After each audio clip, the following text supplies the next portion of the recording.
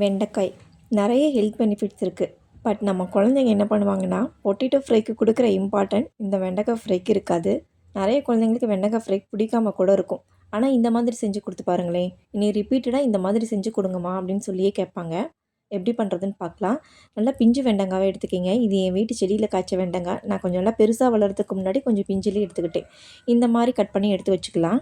இது கூட salt, 2 spoon கடலை மாவு, 2 ஸ்பூன் அரிசி மாவு. நான் காரத்துக்கு சில்லி பேஸ்ட் யூஸ் பண்ணியிருக்கேன். நீங்கள் நார்மல் மிளகாப்பொடி கூட போட்டுக்கிங்க.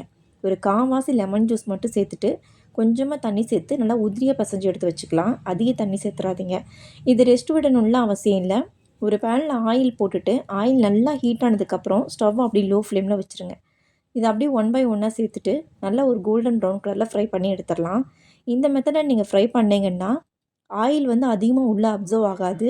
அதே சமயத்தில் வெண்டைக்காய் கலர் சேஞ்ச் ஆகாமல் நல்லா கிறிஸ்பினஸாக இருக்கும்.